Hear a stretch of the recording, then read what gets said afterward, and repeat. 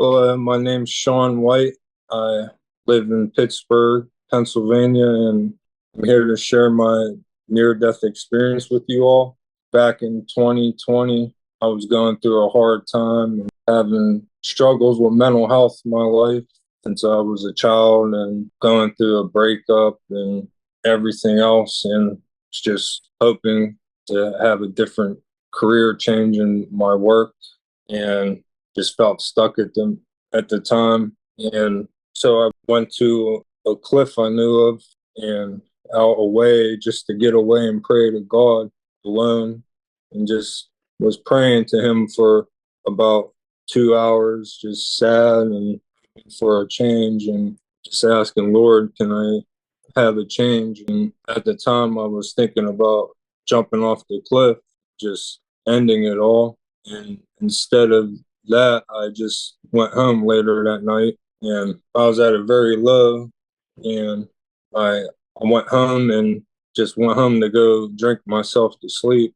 And at the time, my depression was very bad for the past month or so, and just didn't know what to do, but just keep holding on to faith that everything will be all right, and battle through my depression. And so when I went home later that night, just drink myself to sleep, and my chest started hurting that same exact night. And it felt like, because I've done fighting before, it felt like somebody was kneeing me as hard as they could in the chest when I was laying in my bed. So I decided to go to the hospital because at the time COVID was a new thing, and I didn't want to get any of my family sick or anything. Made sure it wasn't COVID. Got to the hospital and they did a scan on me, and they at first thought it might have been COVID. They seen all the white marks in my chest. They wanted to do another scan just to be sure, an MRI. They did that, and then they came back to me and told me I'm going to need emergency surgery. I had a tumor in my chest. And then I remember just not longer after that, just hurt more and more and went downhill from there. And then another doctor came in and told me that tumor was very large, the size of a nerf football. They're going to need emergency surgery right away. And I just remember laying in the bed, just hurting in pain and screaming, and I was sedated. And then my dad came and seen me, and he was there, and I just remember screaming for the nurses to tell him to leave, and because I didn't want him to be there to see if I felt like I was getting ready to die, so I didn't want him to be there. They had him leave, and I remember wake off and on throughout the experience. I don't remember too much, just bits and parts, people coming to see me and being moved in hospital beds. And I was at that hospital for about a little over a week. That final day at that hospital, I remember a little bit of going to the surgical area to get a biopsy done. And then I got the biopsy and it didn't react good on me. And that's when really downhill and ended up coding, and then went in the ICU, and then it's going downhill from there. I don't remember any parts of that, but friends and people I knew in the hospital, because I worked there too, but they seen me in completely yellow, and I was flatlined going towards the helicopter. And then got on the helicopter, was going towards the bigger hospital in the city. I don't remember any of it. And then the first thing I remember was seeing my body on the floor. I was having an out of body experience, and these hands holding me, bringing me in the air slowly. And I seen the air flight people and nurses doing CPR on me, and it was the most peaceful thing I felt in my life. I couldn't see who, just hands with the cloths on the coming down from the arms. I was going slowly in the air from my body. And I was thinking, oh, this is so peaceful. I'm going to heaven.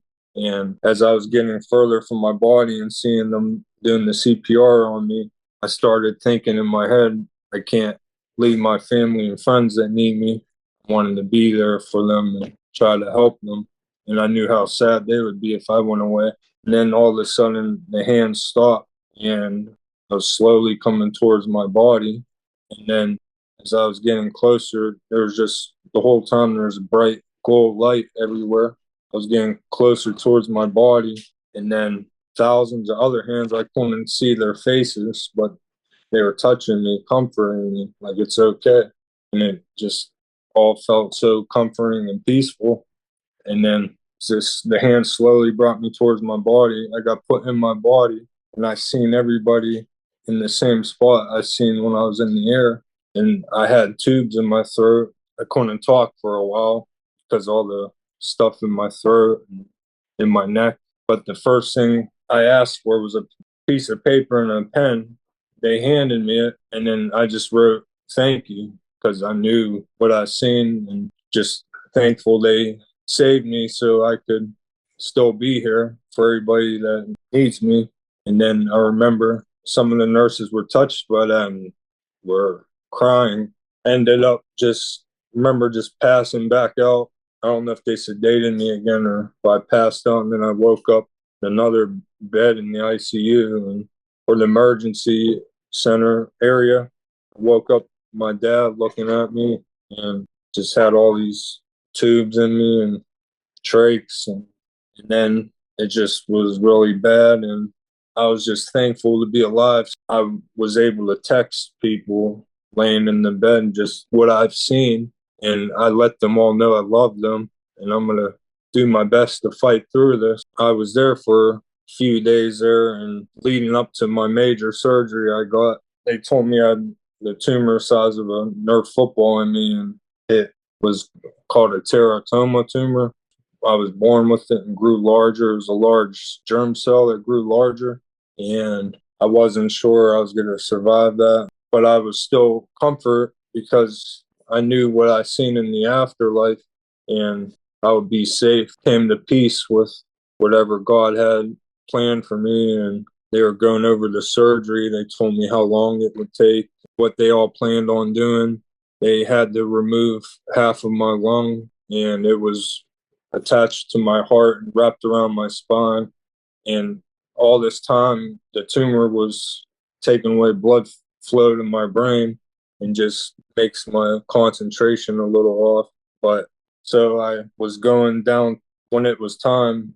A days later, I was going towards the emergency room to get my surgery, and I just at peace of what might come, and I was still going to do my best to survive it. I got in the emergency room, the surgical room, and I got on the board for my surgery on the table and was laying there and made sure I told in a low voice just motion towards them that thank you and thank you for trying to save me. And I actually woke up after the surgery and realized I was still alive, but it was extremely painful. And they removed the giant tumor out of my chest and half my lung and was wrapped around my spine. And the surgery took from 6:30 in the morning to 8:30 at night, they told me.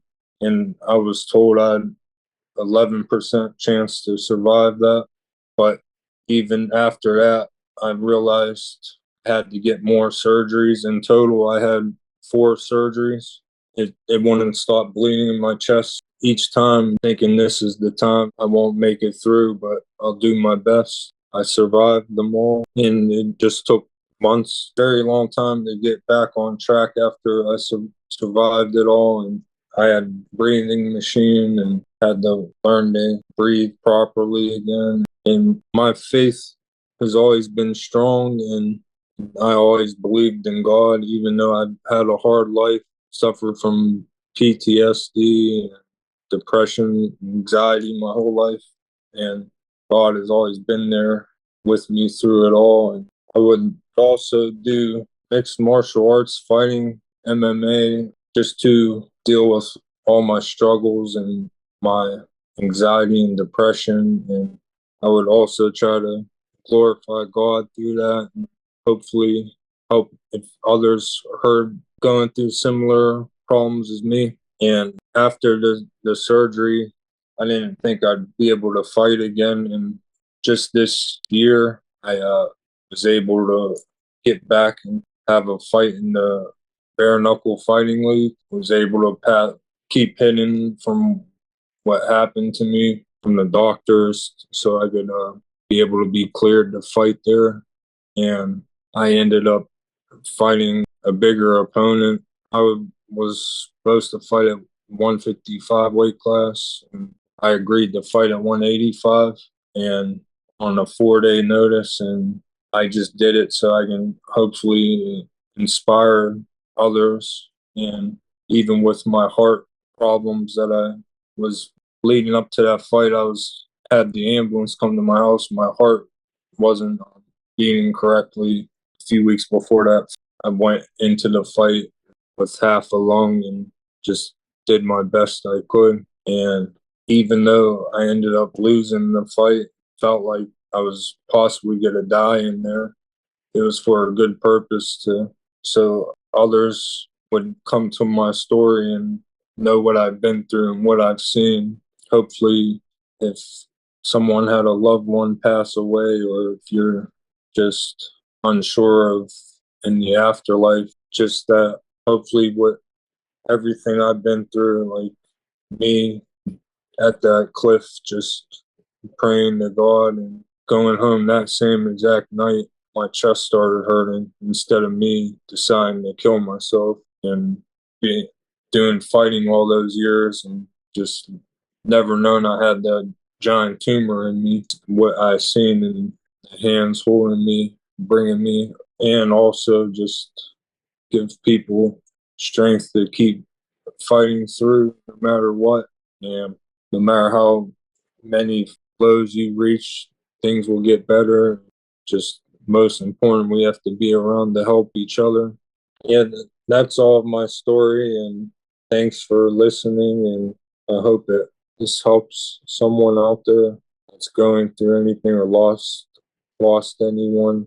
Let them know what I've seen.